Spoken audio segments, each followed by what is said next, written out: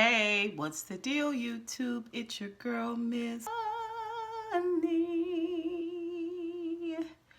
Welcome back to the channel, you guys. It is your girl, MizHoney, here with a power review. Y'all know MizHoney is not feeling her optimum best.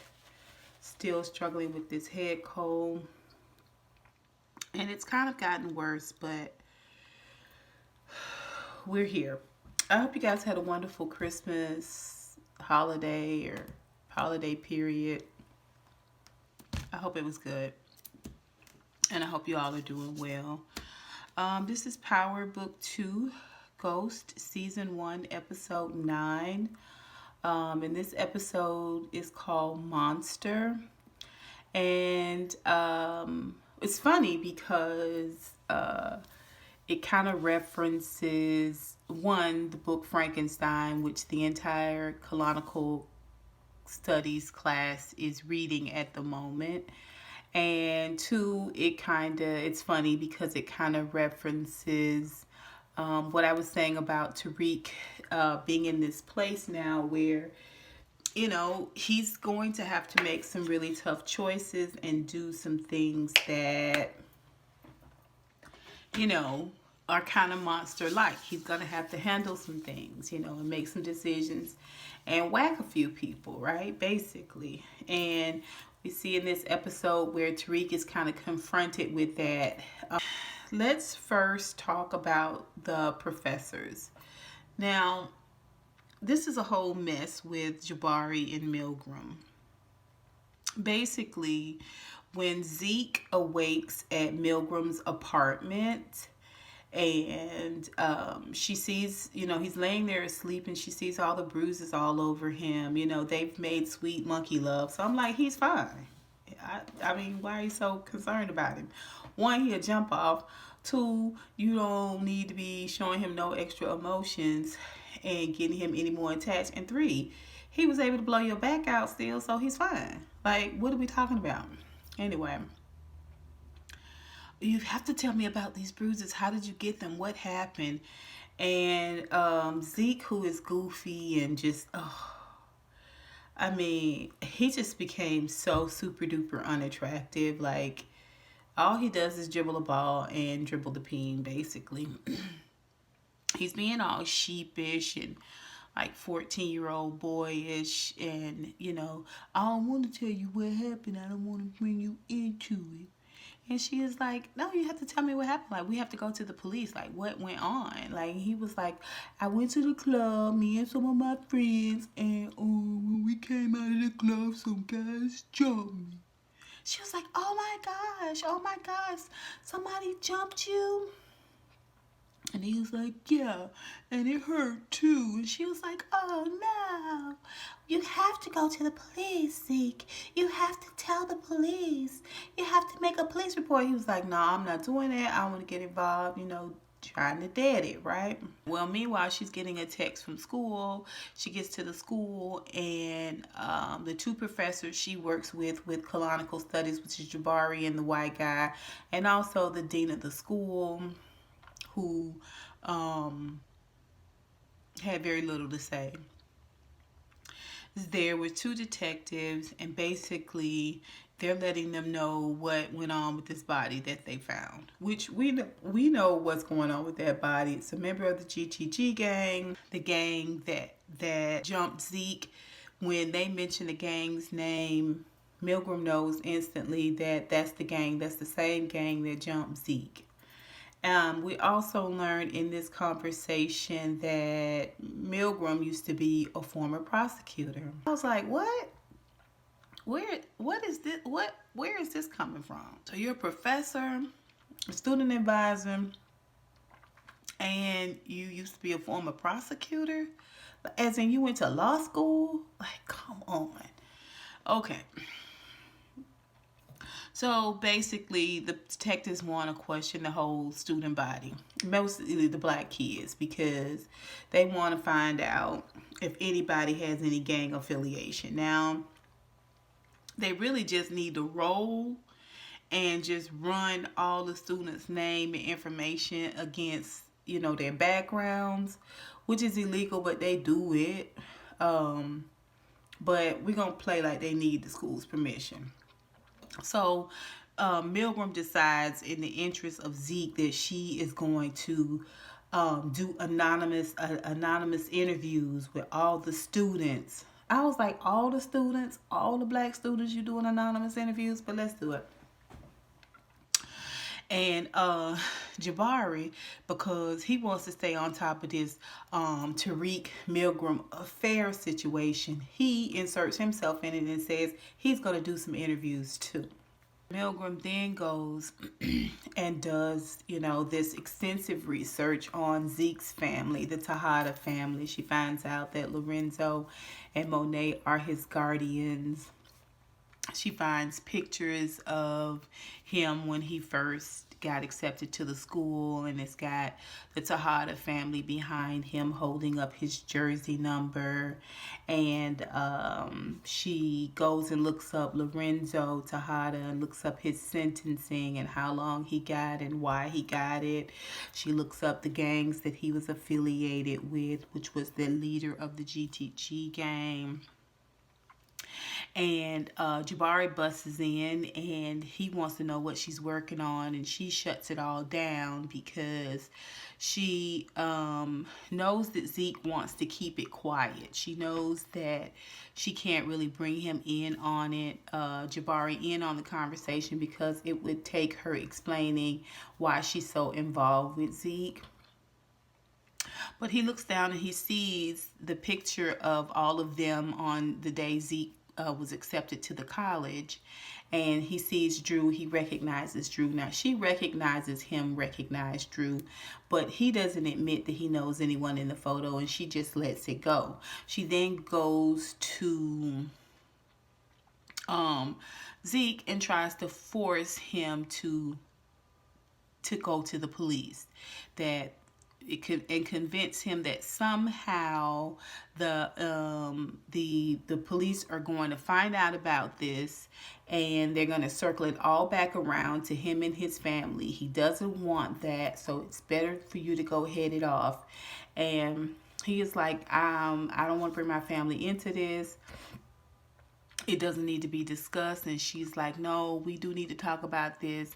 And he kind of leaves because he knows like he's in a real serious place. Now he's goofy and he doesn't take anything serious. We know that, but he knows not to play with this whole drug game situation. And she's unable to convince him. And obviously, through this whole conversation, Zeke immediately goes to Monet and questions her about the GTG and the body, and bringing him into it, and the fact that he needs to distance himself. And Milgram says that he needs to go testify. I mean, he needs to go and make a police report. Of course, Monet doesn't want any of this. And she realizes that the whole reason that Zeke is upset, she thinks that the whole reason that Zeke is upset and is thinking about distancing himself and all of this stuff is because of Milgram. And she lets him know that she knows that he and Milgram have been bumping uglies. Then she goes down to Milgram's office and sits there in the dark. And when Milgram comes in at the end of the day, she threatens Milgram and just lets her know that if Zeke's name comes out of her mouth, or her family's name come out of her mouth in any type of way, her name is going to be the first one that they drop, because she knows that Milgram is messing around with Zeke. Meanwhile, I mean, I don't know what prosecutor doesn't know to just stay out of this. Like, you don't need to be involved in this at all. It's not like you're going to get some sort of prestige in the legal field, right? Like, because you're a professor now. Like, come out of this. Get out of this altogether. Distance yourself from it altogether. Right, wrong, or indifferent. Like, but this is the same person that threw a vigil for Tariq's dad, and she didn't know Tariq or his daddy. Anyway, meanwhile, Jabari back in class, and when they're discussing the book about Frankenstein, and we're going to talk a little bit more about that, He wants to let them know that he and Milgram are going to be conducting anonymous interviews with all of the students, all of the black students. It's so ridiculous. He wants everyone to know that he's no fan of the police and that he's on their side, and anything that they come to him with and tell him about, he's going to keep it in complete secrecy. Now, he doesn't really care about all the students. This is pointed directly at Tariq, this conversation about secrecy and integrity and keeping your secret and all that stuff. Stacks and Davis.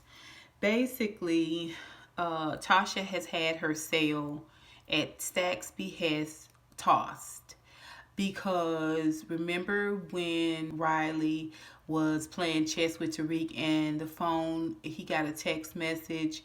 We didn't know what she saw in the phone. Basically, she saw that Tasha was texting him.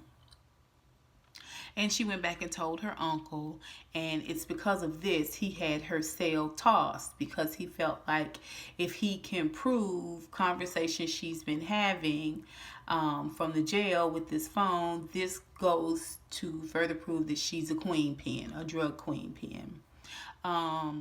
Lucky for Tasha that the guy who gave her the phone showed up on the other side of her cell and got the phone from her. Promised to give her another burner phone, and so when they tossed her cell, they didn't find anything. But Stacks' back is up against the wall, and Ott is pressuring him because he's trying to figure out what the heck is going on. Like, you're losing this case, and you're trying to act like you're still in control of it, but you're not. And Stacks is like, oh, no, I've got everything under control. Please just trust me. And when Stacks walks off, Ott gives a call to Pope and basically has Stacks tailed. Now, this is key because Stacks and Davis have formulated a plan where they're going to get Epiphany on the stand to testify as to Tasha's daycare and everything that was going on in that situation, because Epiphany had gotten picked up for a small amount of cocaine possession. And so she's in the court system now, and so here's a great opportunity for them to offer her a deal and to get her to say some things that may or may not, unbeknownst to Epiphany, hurt Tasha, get Tariq locked up. Like, it's a whole big thing. Same thing they did with Paz. Told her one thing to get her up on the stand, and then once they get you on the stand, then it's like a whole different conversation. They corner you in questioning, and it's this whole big thing, and next thing you know, you said way more than you intended to say. And so that's really what the goal is here. But unbeknownst to Davis and to Stacks, there's an investigator tailing them, and he takes a picture of them at the door of the house where Epiphany is staying. Obviously, they go inside, and it's this whole big thing about how they're going to get her off. Davis can't get her off, but he tells her that Stacks is going to get her off, and they think it's all Gucci. The next day, Stacks is in his office, and in walks Ott with these pictures of him and Davis. And basically, Ott is on to him and Davis. You're working together to get Tasha off. And that's not what we talked about, basically. Like, so invested in cleaning up James's name because he was a part of the Democratic Party. They don't even really care if Ott doesn't really care if Tasha is innocent or guilty or whatever. Like, he has no investment in her life or her well-being or anything. So that's all he can see. And Stacks is like, no, this is, we're working together. He wants to get Tasha off, and I'm going to get Tariq, and this is how it's going to go. And so Ott is like, that's fine. You do it however you want to do it. But now, not only do you have to get me Tasha, get me a conviction that clears James's name, but you also have to bring me Davis. I want Davis's head too. Stacks acts like he is not with it, but Stacks doesn't care. Like, everybody here is collateral. Like, neither one of them have morals or ethics at all. So they feel like they got Epiphany on lock. When it comes time to go into the court case, though, Tasha knows about the Epiphany situation, and how she found out was after her cell was tossed. She asked Davis and Paula to have her moved. They both came down to the jail to talk to her, and it's like, no, we're not getting you moved. We've already pulled enough strings. And he says that, he has a special witness, and Paula tries to intervene, and he reaches over and touches her hand. Well, Tasha peeps all of this, and she realizes they're more than just colleagues. Like, they've got something going on, something sexual. Later on, she calls Paula back down to the jail without Davis, and lays it on her. My husband cheated on me, and I lied for him too, and so did his side chick. She ended up getting killed, and I ended up here in jail. If that's what you want for yourself, keep lying for him. I'm telling you, it's not gonna work. So it gives Paula pause, and she learns that Tasha was like, I need to know who this special witness is. Like, what is going on with my case? And she tells her that it's Dr. Epiphany, and she was like, Epiphany? Dr. Epiphany? Epiphany is not a doctor. She's not a doctor. She's a stripper that I used to keep her child in my daycare. And so Paula's like, she's not a doctor? And she sits down and looks up the court case, and she realizes that Davis is not calling Epiphany, that Stacks is calling Epiphany to the stand. Why would Stacks be calling Epiphany? And Tasha was like, oh, well, maybe Epiphany saw... She's just spitballing here, by the way. She knows she can't outright say he's trying to frame Tariq. She says maybe Epiphany saw Tariq with Slim, and that's going to bring Tariq into it and bring up Slim. And she said, I can't call him because the phones are tapped here. She's running game on Paula too. And the phones are tapped here, so I can't call him. And she was like, you've got to talk to him, and you've got to tell him that he has to treat Epiphany like Slim. And Slim is the one that killed a sister, killed a St. Patrick's sister. So that's what Paula does. Paula goes and she talks to Tariq, and she tells Tariq, your mom told me to tell you that you have to, they're calling Epiphany to testify against her, and she wants you to treat Epiphany like Slim. Well, what does that mean, Tariq? And Tariq is like, basically just stay away from him. I was like, oh, okay. But now Slim's name is in the machine, right? Like, we just throwing all kinds of stuff at the wall to see what sticks. Back at the court, Epiphany does not show up at the court, and Stacks ends up calling Tariq to the stand. Now Tariq isn't there, so it's going to have to be this whole recess thing, and they're going to subpoena Tariq. So when this all happens, Davis and Stacks have this huge blowout in the bathroom where, I knew I couldn't trust you. I knew I couldn't trust you. I knew this is the proof I have on you. He shows them the pictures of them talking with Epiphany, and Davis is like, that's no big deal. The opposing lawyers talk to the witnesses all the time. Davis is confounded because he's just like, this is going horribly wrong. I'm like, yeah, welcome to the St. Patrick's world. This is one of the scenes I really hated. Was Stacks had this whole grandstanding moment where he just tells Davis that basically, I knew I couldn't trust you. I knew you weren't ish. I've got all this proof, and if I don't get what I want, I'm going to blow your spot up, and no one's going to believe you, and yada, yada, yada, and walks out. I was like, when is somebody gonna knock this guy's feet out from under him? He's a bullshit lawyer, one, and two, he doesn't have enough character to stand up to a slight breeze blowing, let alone a full scale investigation. Like, why are we playing all these games with Stacks? But anyway, Davis then goes in and he talks to Paula, and basically she is just like, you know what, I have had it with you and your lies and your wife and all this bullshit. I'm out, I'm done. So when she goes to gives Tariq the subpoena, letting him know that he has to testify, she also when she goes to tell him about the Slim comment and what his mom said about Slim, she also lets him know that she don't work for Davis anymore. And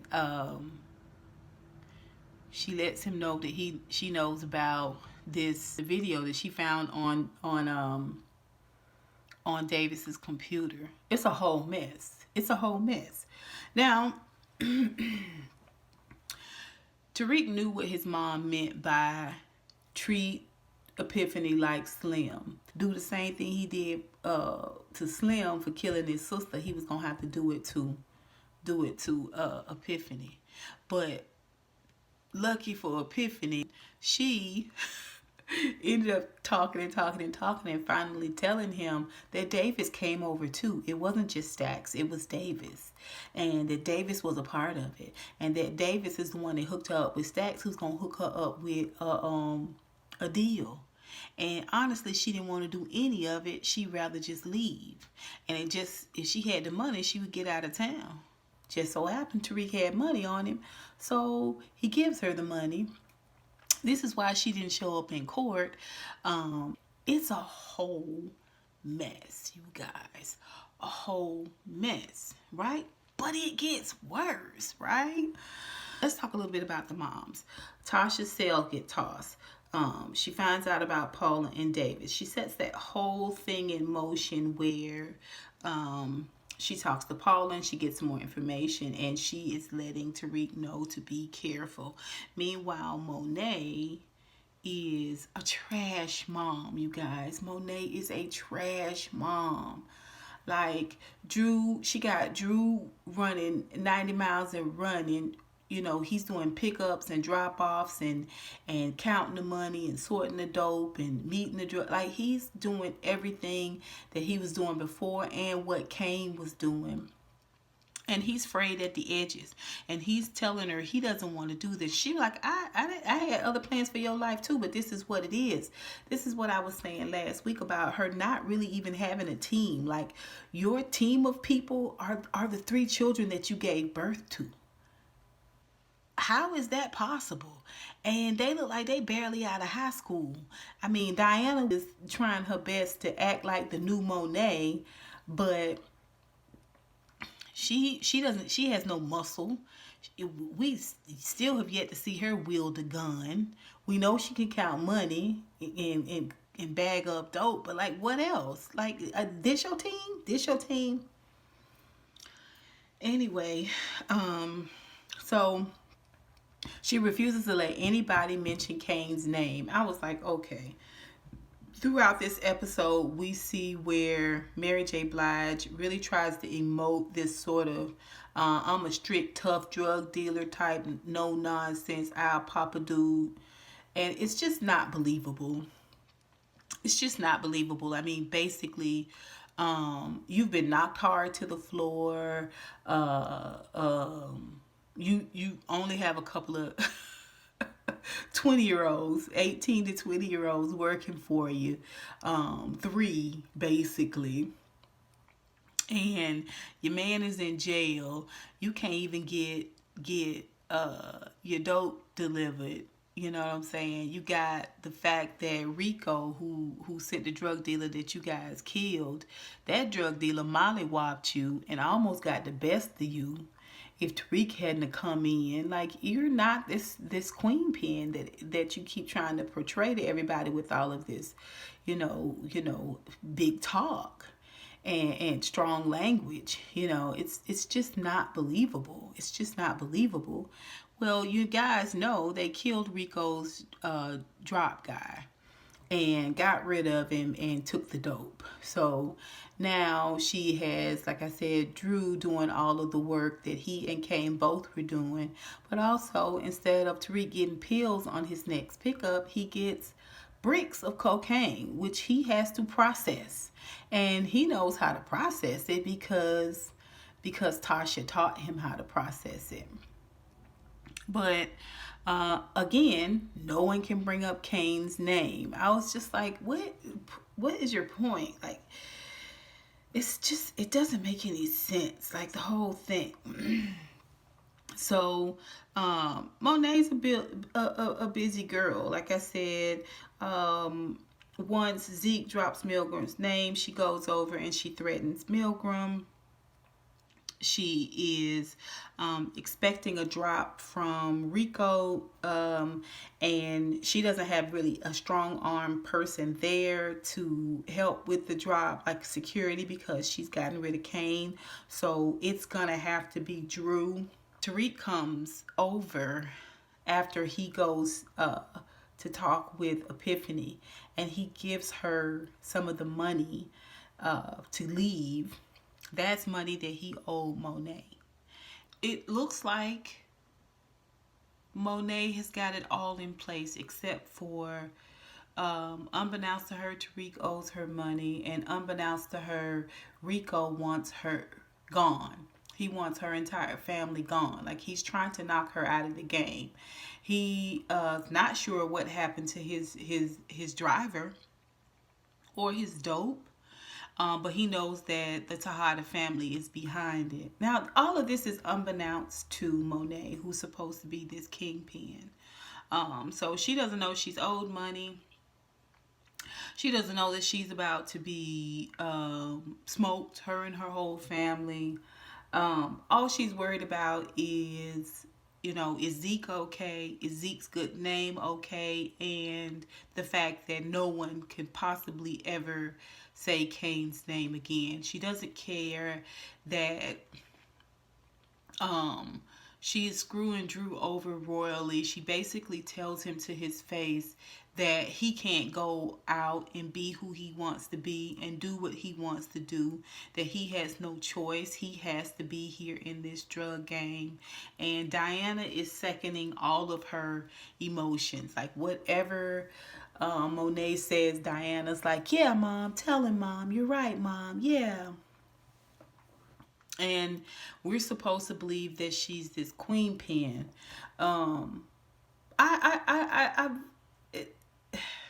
Monet's a trash mom.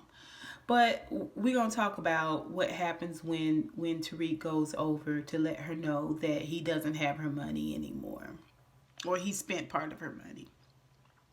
First, let's talk about Kane. The show opens with Kane. Kane is basically getting rid of body parts. He's, putting them in steel oil drums, and he's got old boy that he threatened, who's the head of GTG, last week, helping him get rid of these body parts. And these body parts belong to the dudes that was running the streets from other gangs. But they're the other, like, corner boys and stuff. And he's getting rid of them because he just basically wants it to be himself. He's trying to position himself to be, I guess, Monet's competition. So he gets rid of all of these middlemen. He's basically killed them all. And after Monet quickly squashes Drew's hopes of being a legit citizen, Drew goes over to see Kane, and this is where Drew not only learns that he didn't kill the guy, the GTG guy that called him a maggot, but with an F, and the one that was going to shoot Zeke in the leg. He realizes that Kane's ultimate plan is to screw Monet and to take over the operation, and he wants Drew to come in on it. And Drew is like, are you nuts? Are you nuts? Like, no, this is our family. Like, that's not what we doing. And it doesn't end well in that it's at this moment I think Drew realizes that there's really no help for Kane. Like he can't get through to his mom. He can't get through to Kane. So there's no way they're going to go back to where they were at the top of the season as a family.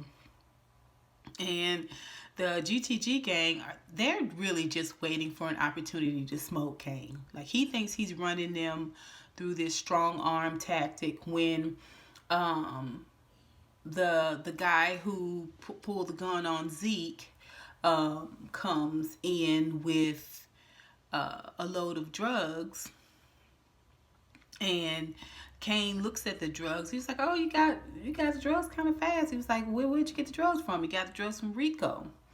And he looks at drugs. He's like, "This is Monet's stash. Like this is Monet's the drugs that Rico was going to give to Monet. Like this is her regular order. How did you get the order?" And he thinks that this guy robbed Monet of her stash, and the guy's like, "No, Rico's trying to get rid of Monet because what happened to his driver and what happened to the truckload of drugs that he had that his driver had." And is at this moment that Kane realizes that even though he wants to get rid of his mom, he's pissed that Rico's trying to get rid of his mom. So, you know, this is all a show, a dog and pony show to get mommy to love him, to get mommy to acknowledge him, to get mommy to say, "Come home," right? And so he tears it out of there because he realizes that that's not a drop that Monet is about to have with Rico. Rico's about to smoke his family, namely Monet, right? And so he tears out of there and he heads over to where the drop is happening at the bar, and he's gonna save mommy. It's a mess. It's a whole mess. Okay. Now let's talk about Tariq. Tariq needs money. He got 2-Bit on his back. Now 2-Bit he's double the money. Instead of 25K, he wants 50K now for saving Tariq's behind. He calls Davis and wants to know if he doesn't make a full payment, what is Davis going to do? Y'all know Davis is a dick. And basically Davis was like, "Oh no, that's fine. You ain't got to pay all the money, but I had a special investigator that was going to speak on your mom's behalf. I'll just cancel him." And Tariq was like, "No, no, no. Just look out for my mom. I'll get your money."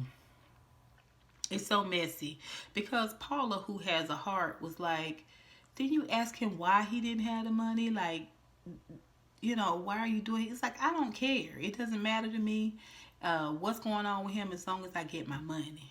I was like, "Girl, how you lay up under this man? He married and he an a-hole. Anybody that's an a-hole to this degree, it won't be long before you get a knife in your own back." Okay. So he goes to class, and again, they're talking about this Frankenstein book, and there's this whole conversation about, being a monster. And Jabari brings up the police and the guy that was killed, and he's going to be doing these anonymous interviews, and everybody can trust him. And there's this whole conversation about good and bad and monster and people. And Tariq gets offended because Lauren is saying some people deserve to be in jail. And it goes from this discussion talking about how this book, Frankenstein, is very similar to how the racial climate of today and how black people are treated. And she feels like some people deserve to go to jail. Some people deserve to be treated the way they're treated. And Tariq is offended because his mom is in jail. And there's very little that Lauren can do to talk herself out of it. And I partially think that Tariq is slowly transforming into his own type of monster and is realizing that Lauren doesn't fit into that scenario. And he's got, he's getting plenty of arse from Effie. So that may be another reason why he's not feeling Lauren. But I think it's her bougie attitude. I think it's the fact that he's going to have to do a lot to prove himself to her. And he's going to have to hold up this image for her and her family. And I just don't think he wants to put that type of effort into her. So he basically blows her off altogether. And we see where Brayden is still mad at Tariq. Um, but he cheers up a little bit when he sees that Tariq has these bricks that he's gotten from Monet, because Brayden all along wanted to sell cocaine. And he's still hesitant towards Tariq. He's still mad at Tariq for some strange bitch ass reason. But yeah, he's still mad at Tariq, kind of, sort of. But he wants to listen to this whole how we gonna work this cocaine situation. And they figure out that it's really hot right now on campus because of this body that they found and the police humming around. And Brayden says we should talk to Effie, because Effie's over at Yale. They've got the money to really pay for the cocaine. And Tariq was like, well, she's mad at me, will you call Effie? And Brayden agrees. And so they go to see Effie, and Effie's got their money. They've got her dope. She's gonna run the dope. She's already it's so super easy. Like, it's so super easy. She brings them this paper sack full of rolled money, and they don't even count it. Like, oh, it's in there, the bag is all open. I mean, and Brayden carries it back to the car like it's a number 2 from McDonald's. And you know she talks to Tariq about everything that went on, and he apologized. This was going on, and I didn't want to get you involved. And she was like, you lie so good, I don't even know when you're lying or not. And he was like, my mom wants me to do something, and I don't want to do it because it's gonna make me a monster. And she was like, well, we're all monsters. I knew I was a monster the minute I turned you in at Choate. I was like, that's what make you a monster? Or you got some more to tell us, Effie? Really? You being a snitch makes you a monster? Girl, I got my good eye on you, Effie. I don't trust you. She was like, and you're a monster too. So just do what you gotta do. I was like, oh, you don't even know what it is he have to do. Like, it could be next level monster. It's like 3-4 times worse than snitching, Effie. Anyway, it's supposed to be this whole moment. And she likes him. He likes her. Yeah. So that's when Tariq takes that money to pay for the cocaine, the blocks. He's going to take it over there to Monet's. But first, he's going to stop by and see Epiphany. And because of the conversation he had with Effie, he feels like, I can do this. I'm going to have to kill Epiphany to keep her from testifying.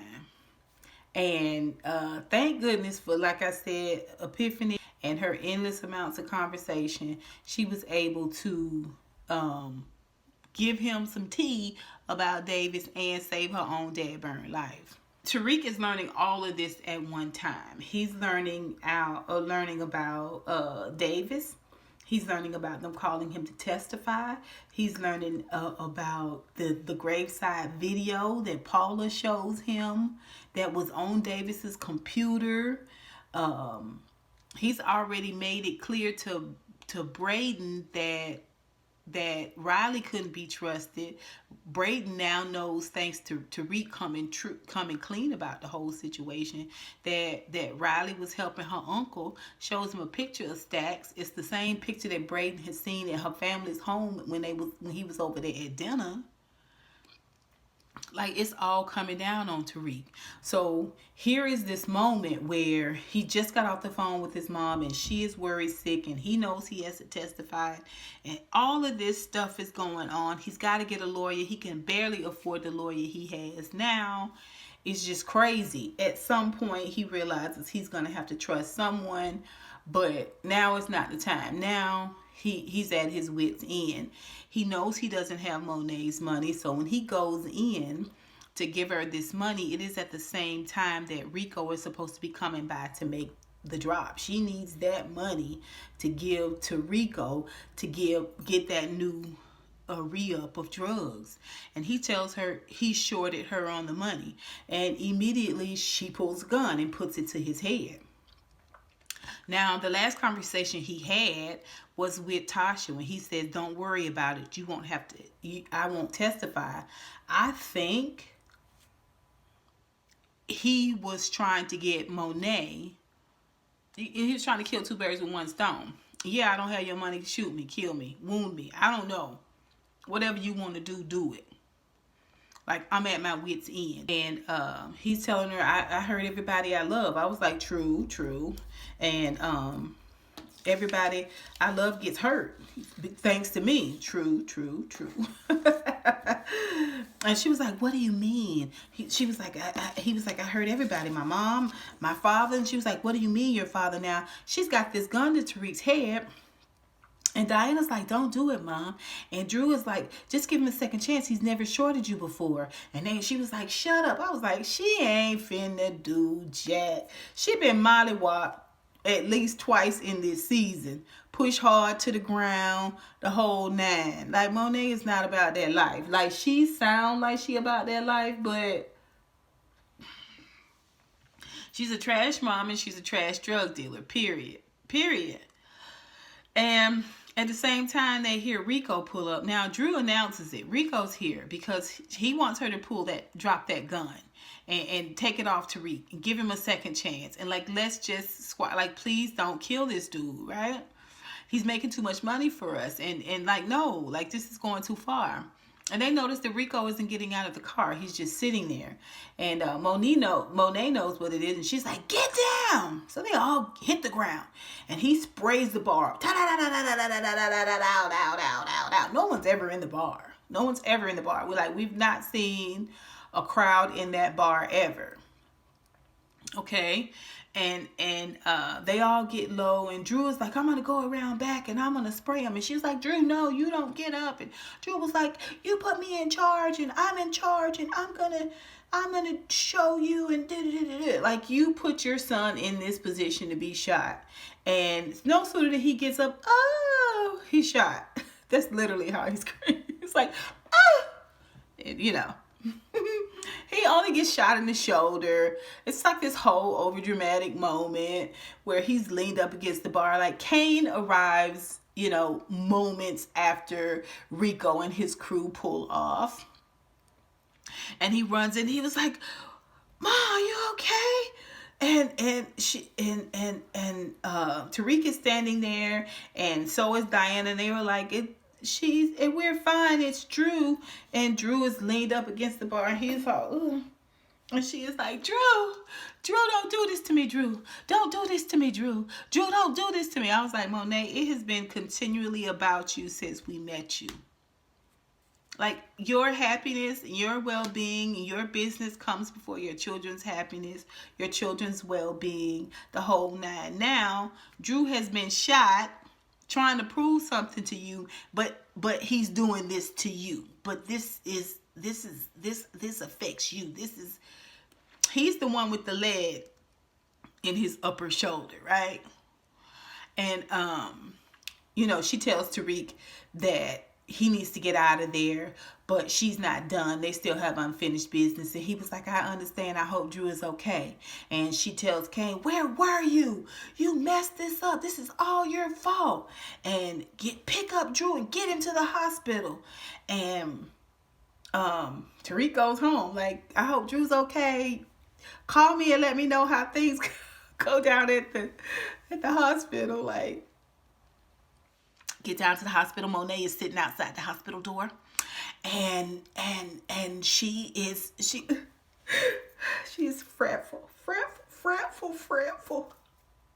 Kane walks up, and first Diana comes out and lets her know that Drew is gonna be fine. That he was just shot in the shoulder. The doctors say he should be fine. No worries. Kane walks up while they're sitting there, and he's like, Mom, is Drew okay? And she was like, where were you? This is your fault. You should have been there, but you banned him. You cast him out. Remember? And he was like, Mom, I was trying to, no, this is all your fault.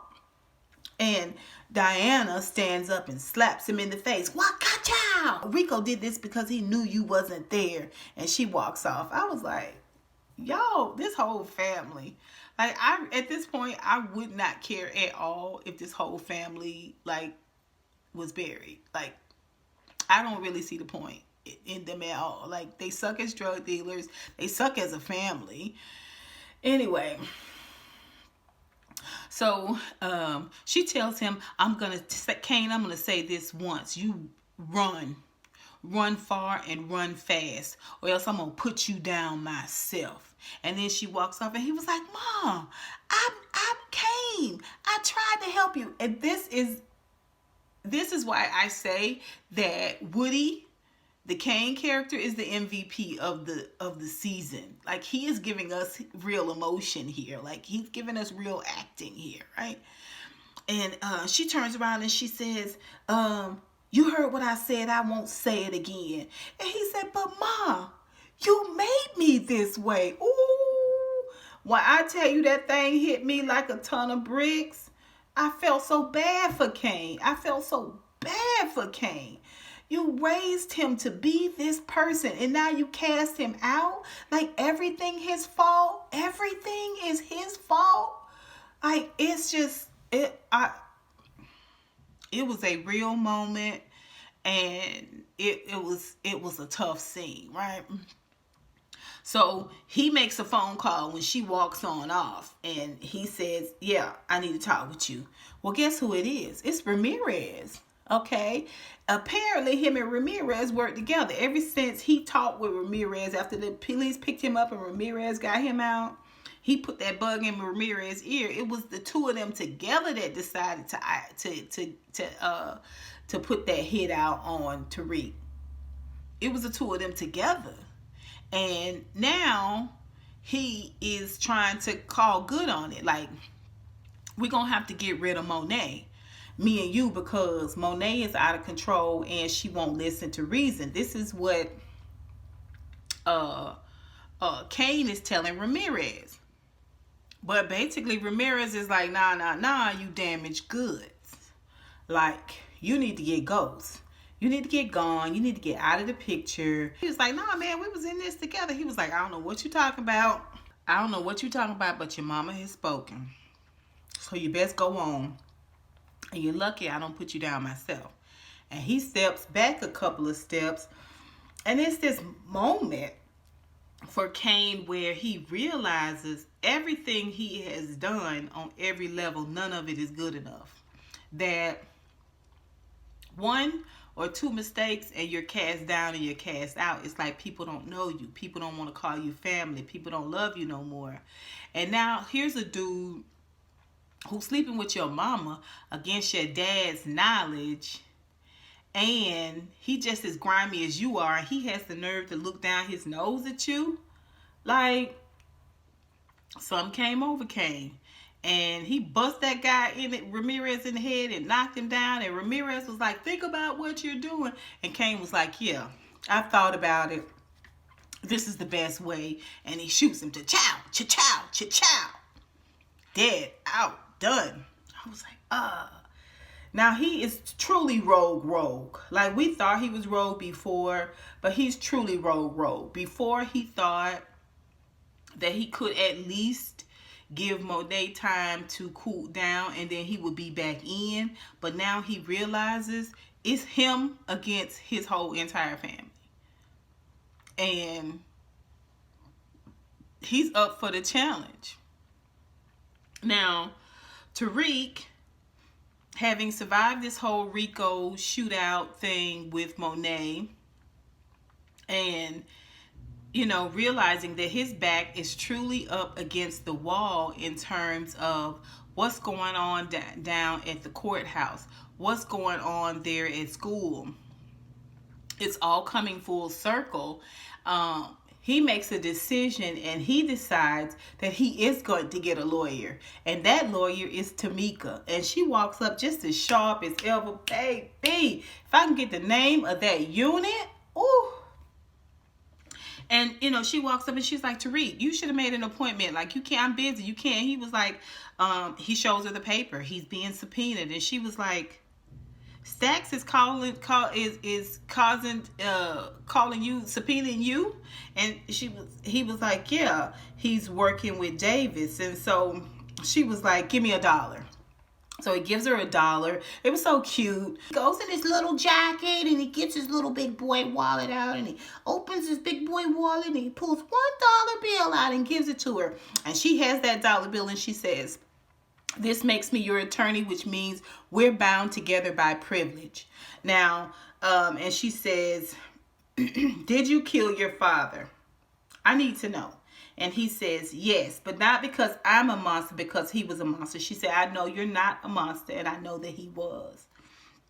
And she says, how did Stacks know that you did it?